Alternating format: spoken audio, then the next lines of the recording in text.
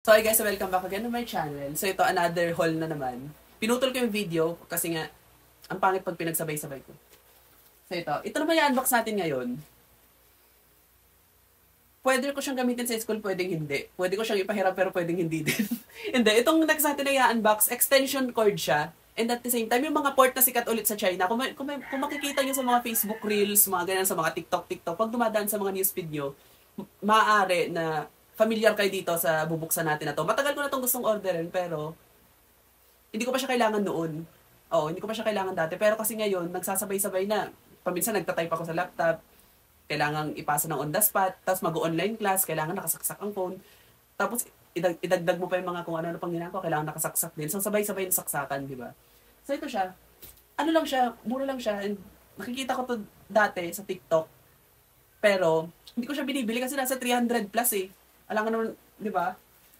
Ito siya. I-unbox na natin.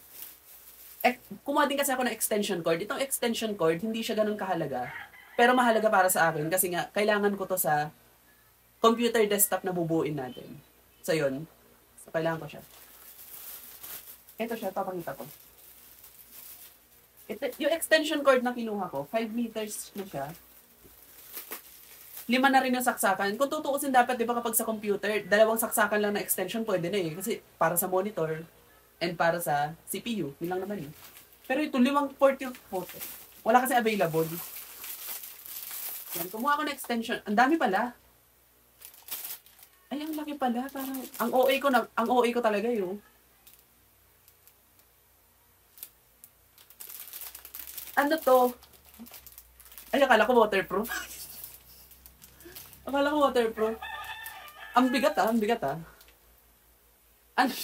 Akala ko waterproof. Ito siya ang style niya. O sakto nga lang yung cord. Sakto lang yung haba ng cord pang saksakan ng gandi. O saktong-sakto nga ito para sa atin. Mahaba ba? Tanggalin ko na siya sa ano kasi gagamitin ko na ito bukas eh. Extension cord siya. Kasi ang kadalasan na extension na ginagawa ko, apa yung mga, kukuha ka halimbawa ng retaso na wire, o bibili ka halimbawa sa bayan ng, ang kulay itim mismo na sakit, o sasaksak mo dun, screw mo.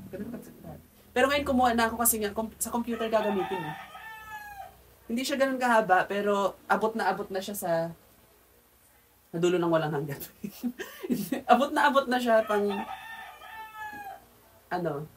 diretso sa saksakan. So, sakto na to. Oo. Okay to. Heavy duty siya. Nagulat ako sa ano niya. And marami siyang port. Ang OA ko naman nata masyado. Ilang saksakan to? 1, 2, 3, 4, 5, 6. 8 saksakan.